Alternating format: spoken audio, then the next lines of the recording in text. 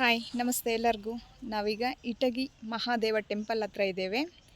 Itagi Mahadeva temple ದೇವಾಲಯಗಳ ಚಕ್ರವರ್ತಿ ಅಂಥೇಳಿ ಕರಿತೀವಿ.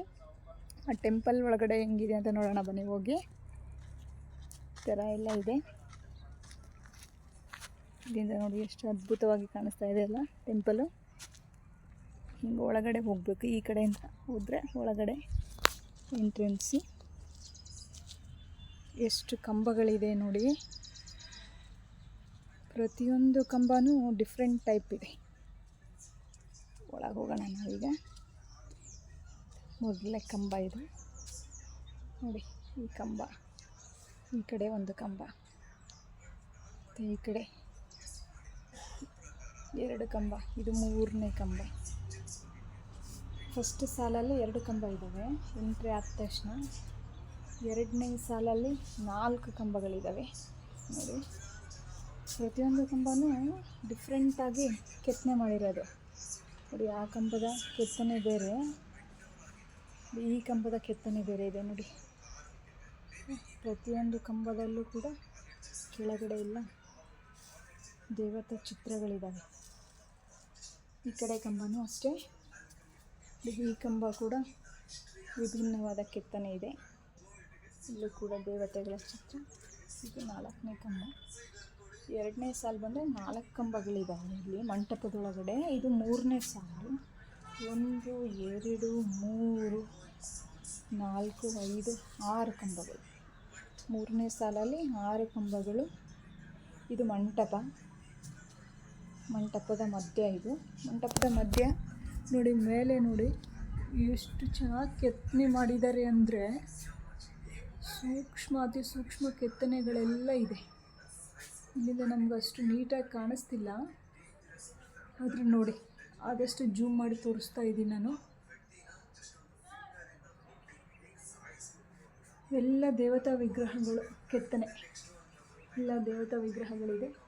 ಈ ಕಡೆ ಮತ್ತೆ ಕೆಳಗಡೆ ಬಂದರೆ ಇಲ್ಲಿನೂ 6 ಕಂಬ ಇದ್ದಾವೆ. 1 2 3 4 5 6 ಒಂದು 7 ಕಂಬ ಇದೆ. ಈ ಕಡೆ ಒಂದು ಎಂಟ್ರೆನ್ಸಿ, ಈ ಕಡೆ ಒಂದು ದೇವಸ್ಥಾನ. ಅದೇ ಥರನಾಗಿ ಈ ಮಂಟಪ ಮಧ್ಯದಿಂದ ಈ ಕಡೆ ಒಂದು ಎಂಟ್ರೆನ್ಸ್ ಇದೆ, ಆ ಕಡೆಗೊಂದು ದೇವಸ್ಥಾನ. ಹೋಗ್ಲಿಕ್ಕೆ ಮೋಸ್ಟ್ಲಿ ಹೊರಗಡೆ ಬಾಗಿಲು ಅನಿಸುತ್ತೆ ಅದು. ಅಲ್ಲಿ ಒಂದು ಚಿಕ್ಕದಾಗಿ ದೇವಸ್ಥಾನ ಮಾಡಿದ್ದಾರೆ.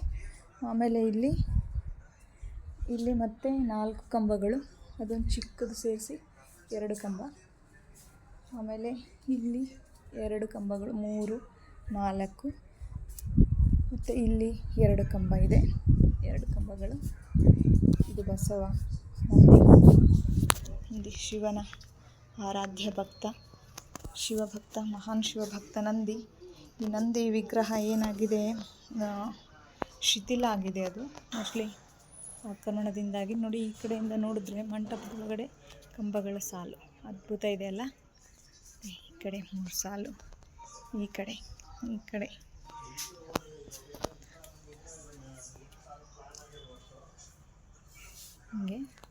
ಹಿಂಗೆ ಬಂದರೆ ಈಗ ಮುಖ್ಯ ದ್ವಾರಕ್ಕೆ ಹೋಗೋದು, ಗರ್ಭಗೃಹಕ್ಕೆ ಹೋಗಲಿಕ್ಕೆ. ಆಮೇಲೆ ಅಲಂಕರಣ, ಗರ್ಭಗೃಹದ ಅಲಂಕರಣ ನೋಡಿರಿ. ದ್ವಾರದ ಅಲಂಕರಣ, ಗರ್ಭಗೃಹಕ್ಕೆ ಹೋಗುವ ದ್ವಾರದ ಅಲಂಕರಣ. ಎಷ್ಟು ಪಟ್ಟಿಗಳಿದ್ದಾವೆ ದ್ವಾರಕ್ಕೆ? 1 2 3 4 5 6 9 ಪಟ್ಟಿಗಳಿದೆ. ಇದು ದ್ವಾರ ಬಾಗಿಲಿಗೆ ಹೋಗ್ಲಿಕ್ಕೆ ಎಂಟ್ರೆನ್ಸಿ. ಒಳಗಡೆ ಹೋಗೋಣ.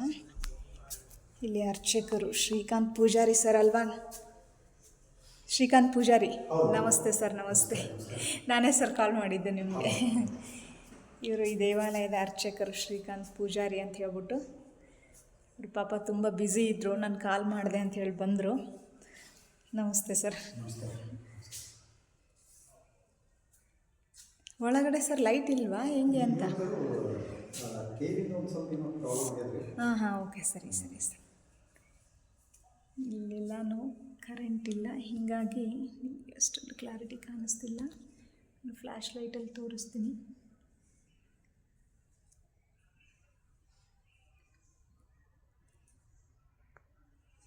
ಇದು ಹಿಂಗೆ ಹೋದರೆ ನೀಟಾಗಿ ಒಳಗಡೆ ಶಿವ ಗರ್ಭಗೃಹ. ಇನ್ನೂ ಒಂದು ಒಳಗಡೆ ಹೋದರೆ ಗರ್ಭಗೃಹ ಇದೆ. ನಾನು ಈ ವಿಡಿಯೋ ಇಷ್ಟಿಗೆ ಸ್ಟಾಪ್ ಮಾಡಿಬಿಟ್ಟು ಮತ್ತೆ ಇನ್ನೊಂದು ವಿಡಿಯೋ ಮಾಡ್ತೀನಿ ನಿಮಗೆ. ಈಗ ನಾನು ಅರ್ಚಕರ ಜೊತೆ ಮಾತಾಡ್ತೀನಿ, ಅವರು ಒಂಚೂರು ನಮಗೆ ಇತಿಹಾಸ ಹೇಳ್ತಾರೆ ಈ ಟೆಂಪಲ್ದು. ಆಮೇಲೆ ನಾನು ಇನ್ನೊಂದು ವಿಡಿಯೋ ಮಾಡಿ ತೋರಿಸ್ತೀನಿ ನಿಮಗೆ.